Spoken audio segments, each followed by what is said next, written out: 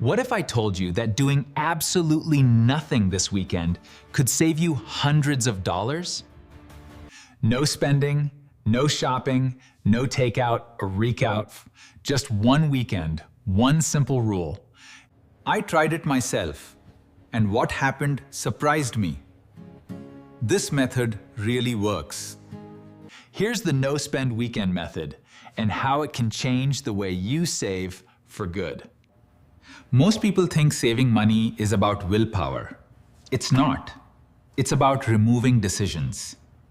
That's the entire idea behind the no-spend weekend method, ADO, and it's why it works even for people who have failed every budgeting app out there. Here's the science behind it. Every time you make a spending decision, you use up mental energy. 4. Psychologists call it decision fatigue. By the time Friday evening rolls around, most people are mentally exhausted, and that's exactly when impulse spending happens. A coffee here, a delivery order there, a treat-yourself purchase online. None of it feels big in the moment. But add it up over a month, and it's often hundreds of dollars quietly leaking out of your account. The no-spend weekend flips this. Instead of trying to control every decision, you remove spending decisions entirely out for 48 hours. One rule. No non-essential purchases from Friday at 6 p.m. to Sunday at 11:59 p.m. Groceries you already planned? Fine. Rent, bills, essentials? Of course, but anything extra is off the table. Here's the part almost everyone gets wrong. They think the hard part of a no-spend weekend is resisting big purchases, a new gadget, a shopping trip, something expensive. It's not. It's about a no-spend weekend. The real danger is the small stuff. The $5 coffee, the $2 snack at the gas station, the "it's basically free" mindset that sneaks past your guard because it feels too small to count. That's why there's one rule that decides whether this challenge works or completely falls apart. No exceptions, no matter how small. Not $1. Not just this once. The moment you allow a single small purchase, your brain quietly reopens every other decision you just closed off. And decision fatigue creeps right back in. This isn't about punishment. It's about protecting your future self. Here's a simple trick that makes this rule easier to follow. Write down every non-essential thing you're tempted to buy. Follow this one rule strictly, and by Saturday afternoon, the urge to spend starts fading, not fighting. Most people accidentally break the challenge without even realizing it. Hidden spending. They pop up out of nowhere. Subscription renewals that hit your card on a Saturday. An app store purchase your kid makes without asking. A free trial that silently converts to a paid plan. None of these involve you consciously deciding to spend. Here's the fix. Before your weekend starts, do a 5-minute hidden spend audit. Check your subscriptions. Turn off one-click purchasing on shared devices. Look at your calendar for auto-renewals. They never had a real chance to succeed. There's a second hidden trap too, Dad. And it's sneakier, convenience spending disguised as necessity. Running out of milk and grabbing 3 other things while you're already there. The fix here is simple. Before any errand, write down exactly what you need, buy, and only buy that. All right, enough theory term. Let me tell you what actually happened when I tried this myself. Because it wasn't quite what I expected. Going into it, I assumed Saturday would be the hardest day. I was wrong. Friday night was brutal. I sat on my couch at 8 p.m., phone in hand, realizing this would not be and realized just how often I open a shopping app out of pure boredom, not because I need anything. That first hour was uncomfortable. Not because I was tempted to buy something specific, but because I noticed how much of my relaxation time was actually just low-level browsing and spending. Once I picked up a book, something shifted. The urge didn't disappear immediately, node, but it got quieter. Saturday morning, I expected to feel deprived. Instead, I felt strangely clear-headed. Without the constant background noise of, should I buy this? I had more mental space. I went for a walk instead of a coffee run. I cooked with what was already in my fridge. By Saturday evening, I caught myself actually enjoying not spending. Sunday was the real test, though. And sometimes that little voice tells you to take a break, to buy that one thing. But we're stronger than that. The weekend's basically over anyway, so one small purchase won't matter. I felt it too. But instead of giving in, I did something different. I opened my fridge instead of my wallet. And that's when something completely unexpected happened. With no takeout as an option, I actually had to look at what I already owned. Half a bag of spinach I'd forgotten about. Rice from 2 weeks ago. A jar of sauce pushed to the back of the shelf. Normally, these would have sat there until they went bad bouds. But now, they get used. Quietly thrown away, quietly wasted money. Instead, I made an actual meal out of ingredients that were about to be trash.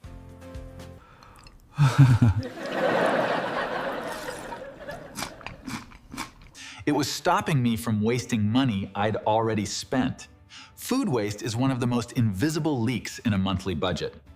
How much of my monthly spending problem wasn't about spending too much prob, but about wasting what I already bought? Decides whether your entire no-spend weekend succeeds or quietly falls apart. It's not Saturday afternoon, and it's not Sunday evening. It's Friday night, in the first 2 hours after work.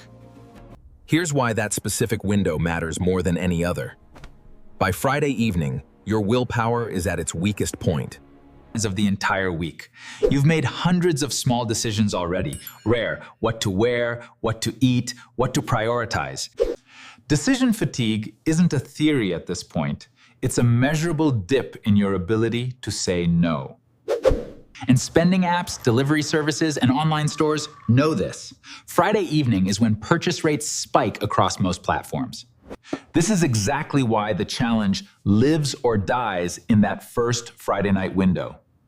If you make it through, those 2 hours with the rule intact, the rest of the weekend becomes dramatically easier. Your brain has already proven to itself that the boundary holds paths, and that proof carries you through Saturday and Sunday almost automatically. So here's the practical fix. Treat Friday night as a designated no decision zone. Decide in advance what you'll do instead. there's one challenge to the no-spend weekend that has nothing to do with your own willpower cachet, and everything to do with other people. What happens when your friends text you Saturday afternoon? We're getting brunch, come through. Suddenly, the hardest part of this challenge isn't resisting your own urge to spend. It's explaining to someone else why you're saying no. This is where most people quietly abandon the challenge bow. Not because they wanted to spend, but because they didn't want to seem awkward, cheap, or difficult. Here's the reframe that fixes this. You don't need to justify the challenge to anyone. You just need a simple, low-friction response ready in advance so you're not improvising an explanation under social pressure. I'm skipping spending this weekend, but I'd love to join you for a walk instead. The truth is, most people won't push back nearly as hard as you expect. And the ones who do go are often revealing their own relationship with spending, not judging yours. That's not your responsibility to manage. Here's the part that made me actually sit down and do the math. I wanted to know how much I could save. I opened my spreadsheet and... Is one no-spend weekend a real financial habit? Or just a feel-good experiment that doesn't move the needle? So I tracked it, Tauf. Every dollar I would have normally spent compared to what I spent doing this challenge. The average person spends between $80 and $150 on a typical weekend in the US and UK combined. Takeout, coffee runs, impulse purchases, small entertainment costs. My no-spend weekend brought that number down to essentially zero. Now here's where it gets interesting. When financial researchers modeled this out, one no-spend weekend per month POW, the number wasn't $50 or $100, it came out to over $1,000 in avoided spending annually, just from one weekend a month. Do it twice a month, and that number roughly doubles. What surprised finance experts wasn't the math, B. It was how sustainable this method turned out to be compared to traditional budgeting. This challenge only demands intense willpower for 48 hours, then gives your brain a full recovery period before doing it again. So if one no-spend weekend can create this kind of impact, the obvious next question is, how do you make sure it actually happens again next month instead of becoming a one-time thing? The answer isn't motivation high. Motivation fades. The answer is scheduling. Treat it like a recurring appointment. Pick the same weekend each month, the first weekend, or right after payday 2, and calendar it in advance. When it's scheduled in advance, it stops being a decision you make in the moment. It becomes a commitment. Here's a trick that makes the second and third attempts easier. Keep a note of what worked. Maybe it was a specific show ready for Friday night, or meal prepping ingredients so cooking felt effortless. Write it down, reuse it every time. You're not starting from zero each month. You're building a system. There's also a shift that happens around the third or fourth repetition. It stops feeling like restriction, Cal, and starts feeling like identity. You're no longer trying not to spend. You become someone who does this. Is one no-spend weekend just a nice experiment, or is it truly the key to long-term savings and financial discipline? Let's explore. Or can it actually change your relationship with money for good? The honest answer is, well, it depends entirely on what you do after the weekend ends. Most people finish, feel great, and quietly slide back by Wednesday. That's not failure, bud. That's just how habits work without a structure to hold them. The weekend proved you can do it. What locks it in permanently is turning that proof into a repeatable system. Here's the final challenge, and it's simple. Don't just try this once. Schedule your next no-spend weekend right now before you close this video. Put it on your calendar.